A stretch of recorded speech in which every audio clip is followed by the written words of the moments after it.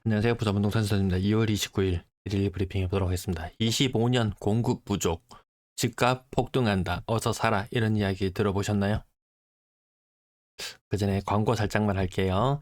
자, 컴퓨터로 영상을 보실 때는 아래쪽에 여기 파란색 링크가 바로 보이실 거예요. 알리나 쿠팡 여기 이용하실 때 바로 클릭하고 이용해 주시면 저한테 일부의 수익금이 저에게 돌아옵니다. 여러분들이 구매하시는 가격은 똑같아요. 살짝 번거롭죠. 저는 이 자료 수집부터 방송까지 1시간 이상을 기본적으로 할애해야지 이 영상 하나가 나오거든요. 여러분들은 잠깐 요거 한번 살짝 둘러가셔도 괜찮습니다. 네. 모바일을 이용하실 때는 여기에 더보기 있죠. 영상 하단 제목 아래 부분에 더보기가 있습니다. 더보기를 누르시면 여기 설명이 나오거든요. 설명 아래쪽에 링크를 이용해 주시면 감사하겠습니다. 네, 영상 제작이 아주 큰 힘이 됩니다. 그러면 얼마가 공급이 되길래 25년도 공급하는 물량, 입주하는 물량 8,000세대 정도 되죠. 그러면 많이 부족해 보이죠. 왜? 그 전에 적정 공급 물량 얼마라고 들었나요? 대략 340만의 절반 정도, 17,000개? 부산에 17,000개 정도는 공급돼야지. 7,000개 이거는 너무 적잖아. 8,000개 이거는 너무 적잖아. 이렇게 생각하실 수도 있는데요. 그에 대한 생각을 살짝만 바꿔보도록 할게요. 그럼 24년대는 15,000개예요. 요 두 개를 평균하면은 얼마인가요? 8,000, 23,000 나누기 2를 하면 11,500개 정도. 24년, 25년만. 그 전에 2만 세대 정도 공급되는 거는 다 빼놓고 24년, 25년만 놓고 봐도 11,500세대 정도 됩니다. 약간 순서가 약간 오락가락합니다. 자, 세종시가 낙폭을 키웠고, 대구도 낙폭을 키웠고, 부산은 낙폭을 살짝 줄였다. 하지만 그 미래는 어느 정도 예상이 가능하다. 세종시가 낙폭을 키웠다. 부산도 그 뒤를 따라갈 우려는 있다. 여기서 더 떨어질 게 뭐가 있어? 라고 하겠지만 부산은 지금 이 실거래 지수가 거의 2년째 플러스 구경 하나도 못했어요. 그나마 좀 잘 나간다고 했는 도시들 있죠. 요런 뭐 수도권이나 대구나 요 세종이나 요런 지역들 끽해야 플러스 3개월 정도 중간에 플러스를 구경했지 계속 마이너스였거든요. 부산만 많이 빠졌다 이런 착각 하지 마시라. 부산의 미분양 물량 2,900개 수준에서 3,300개로 껑충 뛰어올랐습니다. 이제 분양하면 할수록 미분양은 폭발적으로 늘어날 우려가 있더라. 임대차 3법 합헌 결정 났다는 뉴스도 있고요. 자, 출생아 관련해서 심각한 뉴스 계속 나오죠. 이 노인과 바다는 특히나 더 잘 체감할 것 같습니다. 연중 부산을 떠나는 젊은이 숫자가 제가 뉴스를 보니까 6,000명이 넘는다 그래요. 6,000명. 한 2만 5천 명 떠나거든요. 2만 5천 명 1년간 한 2만 5천 명 떠나는데 그 중에 졸업하고 떠나는 젊은이들 이렇게 많습니다. 청년이 이렇게나 많습니다. 그것도 3040까지 포함하면 그 이 떠나는 인구의 거의 한 6할 7할은 될 거예요. 출생아 수 굉장히 많이 감소한다. 0.65 4분기 이 정도입니다. 정말이지. 이제 저도 이제 고등학교를 올라가는 자녀가 있다 보니까 체감합니다. 야, 진짜 얘들 죽으라고 공부하네. 죽으라고 공부합니다. 안 하면 인생에 답이 없어요. 대학 가면 노나요? 대학 가도 죽으라고 공부합니다. 학점 못 따면 또 안 됩니다. 직장 가면 또 정규직으로 붙어 있으려면 또 죽으라고 또 일해야 되죠. 답이 없습니다. 계속 이런 삶이 기다리고 있어요. 지금 30대 2030 이제 한창 결혼해야 되는 이 나이에 있는 사람들 30, 40까지 넣을까요? 이 세대가 2030은 특히나 이걸 계속 경험해 왔어요. 정말 이 부동산이 문제가 아니고 이 입시 제도가 개선되지 않는다면 답이 없다. 정말 답이 없다. 와, 나라도 이런 환경을 끊임없이 겪어왔는 세대라면은 자녀 세대에게는 정말 이걸 물려주고 싶지 않다. 거기에 부동산까지 더했죠. 전세자금 DSR 시행하면은 갭 투자 망하고 부동산 폭망이다.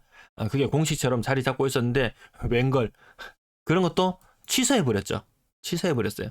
입시 제도도 엉망해, 부동산도 엉망해, 직장도 엉망해.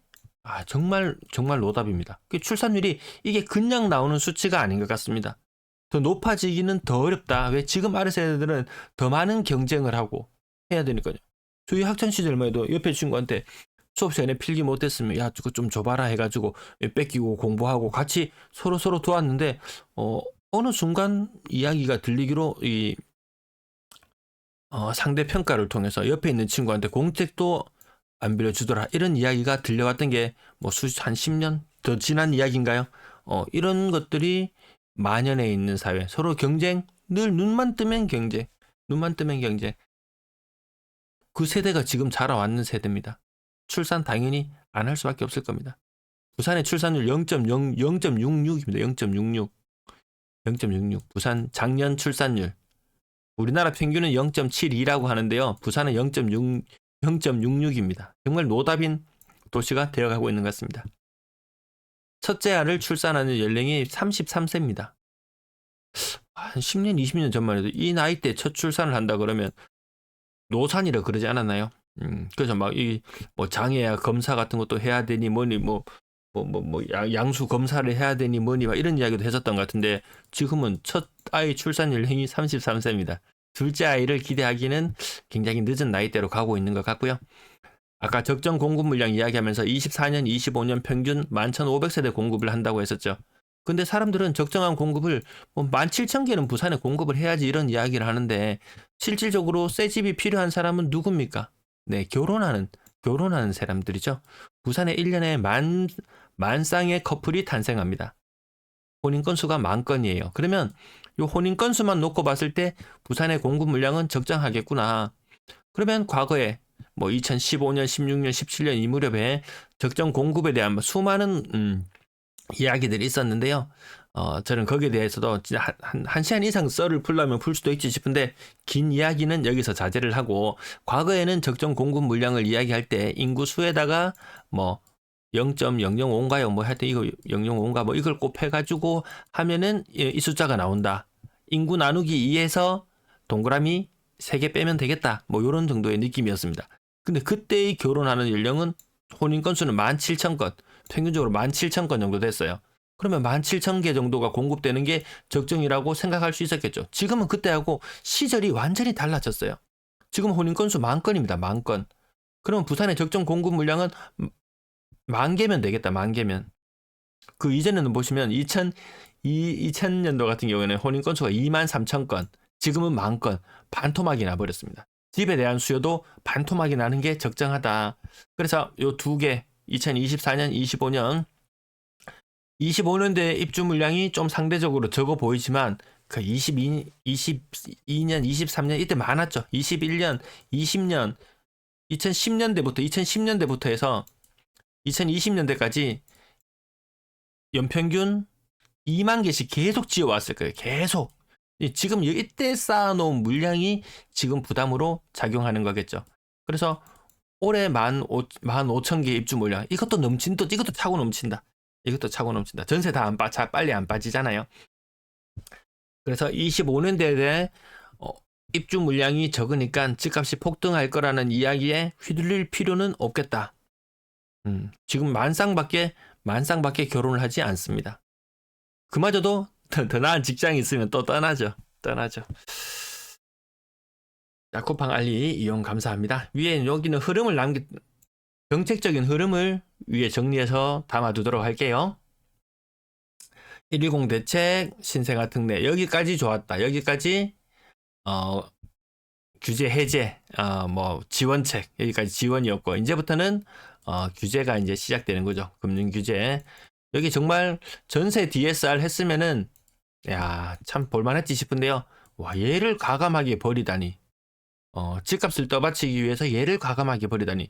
그래놓고 출산율 뭐 삽질이나 하고 있는 그런 엇박자 정책 마음에 들지 않습니다. 거래량 83건이 있었고요.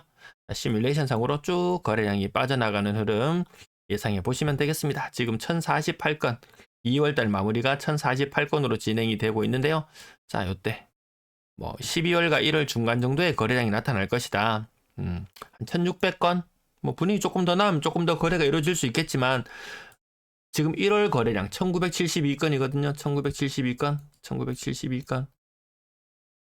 많아봐야 그 다음 2월달은 1600, 많으면 1700, 요까지도 보지만 어쨌든 작년하고는 분위기가 다르죠. 작년에는 1,400, 2,100, 2,300 이렇게 거래량이 늘어나는 추세였다면 올해는 1,900, 1,600, 1,500, 1,400 이런 흐름으로 갈 확률이 더욱더 높게 점쳐진다. 삼익빛이 10억 천. 이거 분담금 7억 그랬나요? 그 한 해, 두 해 지나면 요거 자꾸 바꿉니다. 건설사가 이렇게 바꿉니다. 8 혹은 7을 9로 바꾼다든지 분담금 9억으로 바꾼다든지 자꾸 바뀔 거예요. 명륜자의 직거래 한 개 제껴두고 40평, 59평 제껴두고 레미안 장전 26평형 네, 고점 대비 30% 말이 30%지 이거 3억 빠졌거든요.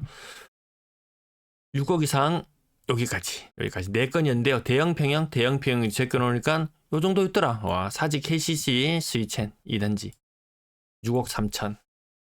분양권 가격도 나중에 한번 잠깐 살펴볼 건데요. 6억 넘어가면 솔직히 부담스럽죠. 대연자의 28%, 요 정도, 28.5% 정도가 부산의 일반적인 모습이라고 보시면 되겠고요. LG 메트로시티 근래 들어서 낙폭이 점점 커지죠. 근래 들어서 낙폭이 조금 더 커지는 것 같습니다. 제대로 치고 올라가지를 못하는 것 같습니다. 인산자의 22% 하락했고요. 부산에서 좀 산다 하는 사람들 요 정도. 대구는 요거보다 조금 낮아져도 한 2억, 한 1억 정도 낮아진 모습이 대구 사람들하고 부산하고 요 정도 모습 보시면 될 것 같습니다.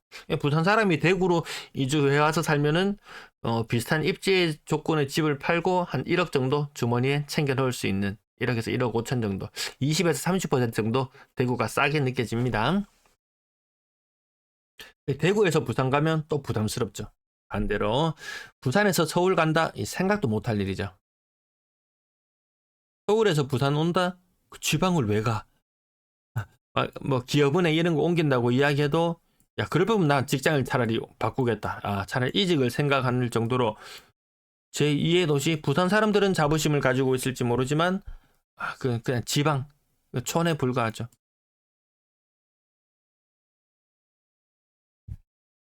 네, 25%, 27%, 34%. 자, 이런 것들이 점점 늘어나고 있다. 그렇다고 급락이 나오는 건 아닙니다. 급락 아닙니다. 지금 여기 어떤 차트를 보시든지 지난번에는 급락이 있었죠. 과거에는 급락이 있었습니다. 급락이 있었어요. 근데 지금은 급락까지는 없다. 네, 평당 국평 위주의 평당 1,200만 원, 1,300만 원 정도. 1,000만 원 정도 느낌. 37%, 38%? 이거 하지만 급락 아니다. 지금은 급락하는 시장 아니다. 근데 그 가운데 급락을 잡는 경우도 있습니다. 오늘 대구에서 분양권 거래가 이루어졌는데 며칠 전부터 소문은 계속 있었거든요. 신축의 아파트가 4.1억, 분양 가격이 한 5.5억 정도 되는 아파트입니다. 근데 마피 1.4억이에요. 작년 말에 입주했는 아파트인데 아직까지 안 팔리고 있다가 정말 급하게 팔다 보면 이런 물건들이 있어요. 시장을 끊임없이 계속 살펴보고 정말 매수할 생각이 있으면 부동산 커뮤니티나 이런 데도 간혹 가다가 급매물이 올라오는 게 있거든요. 근데 급매물이라고 올라오는 것 중에서 한 8알은 급매가 아니고 나 그냥 급해. 네가 사. 이런 느낌이고 그래도 간혹 가다가 10중 1, 2 정도는 간혹 가다가 정말 급매 가격의 물건이 올라오기도 합니다. 그런 건 또 누가 재빨리 낚아채 가더라고요. 자, 그런 것들의 기회를 잡을 수 있으면 좋겠죠. 아무나 또 그런 기회가 오진 않습니다. 준비된 자에게 기회가 온다라는 부분 생각해 보시면 될 것 같습니다. 3억 이상 가격 요 정도까지만 이렇게 30% 이상 하락하는 것들 여기까지만. 근래 들어서 하여튼 분위기가 조금은 더 꺾여가는 느낌 드시는 게 맞죠. 저만 그렇게 느끼는 거 아니죠. 건당 거래 대금은 LH 물건이 65건 정도 끼어 있었다고는 하지만 거래가 1,000건이 지금 이루어졌는데 이게 회복이 안 되고 있는 게 맞아요. 대구가 3억 3천 정도 1월달 평균 가격이 나왔었는데요. 2월달에 평균 매매 가격이 3억으로 떨어져 있거든요. LH도 없었어요. 근데 이렇게 떨어져 있어요. 부산 LH 65건의 LH 거래가 있었지만 1,000건 중에 65건 정도였으면 이건 이제 어느 정도 희석되고도 남거든요. 거래대 가격이 6억 이상 적격될 줄도 막히고 비싼 아파트 거래들이 줄어들면서 건당 거래 대금이 줄어드는 게 맞네요.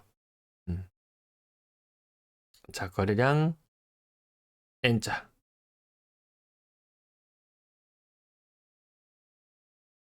자, 분양권 54건. 자, 그동안 이렇게 많이 밀려 있었거든요. 그 주간 기준으로 거래량이 50건씩 정도는 이뤄졌어요. 근데 2주가 지나고 2주 동안 공백이었다가 나타났는데 거래량이 54건이다. 요거 살짝 아직까지 누락된 부분들이 있습니다. 한 50여 건 지금 누락되어 있는 상태라고 생각해 주시면 될 것 같습니다. 자, 한꺼번에 밀려 나왔던 분양권. 자, 6억 조금 넘어가고 6억 전후. 네, 국평 기준으로는 6억 전후의 가격. 조금 더 선호되는 지역들은 7억을 넘어가는 곳도 있죠. 대구는 요것보다 부산보다 한 가격이 한 1억씩 정도 낮은 느낌. 네, 부산은 아직까지 8억 이런 느낌 조금 있긴 있습니다. 대구가 제일 잘 나가는데 해봐야 6억 살짝만 넘어가면은 대구에서 입지 제일 괜찮다고 할 만한 곳 그런 데 가집니다. 그런 데 가집니다. 분양권 아직도 굉장히 비싼 경우 해운대 이런 데 비싼 데 있고 10억. 근데 한때 뭐 10억 간다고 이야기했던 곳들 그런 것들도 보시면은 대다수가 그냥 뭐 6억 이 상태에 그냥 머무르죠. 에코 델타시티 이런 것들도 나중에 제가 한번 분양 가격이랑 경쟁률이랑 한번 정리를 해서 같이 한번 또 견져드리도록 할게요. 음, 그렇게 해서 같이 한번 살펴보는 게 더 나을 것 같습니다. 전세 거래량 141건 요건 일별 거래되는 것이 거래량이 일평균 거래량이 좀 줄어드는구나. 네, 그 정도 느낌으로만 보시고요. 전월세 비율 월등히 높아지진 않네요. 다시금 떨어집니다. 평균 전세 가격 2억 4천. 대구하고 거의 비슷한 수준입니다. 대구하고 거의 비슷한 수준이다. 네, 오늘 준비한 내용 여기까지. 뭐 이런저런 뉴스에 너무 휘둘리지 않아도 괜찮다. 시장은 폭등 없다. 그렇다고 폭락도 없다. 천천히 빠지는 그런 시장이라면은 매수했을 때와 아니면 뭐 이게 저기 이주하면서 다녔을 때의 그 장단점들이 각각 있거든요. 거기 자기 개인의 그 상황에 맞춰서 판단하시면 되지 너무 기가 얇아질 필요도 없는 상황인 것 같습니다. 네, 시청 감사합니다.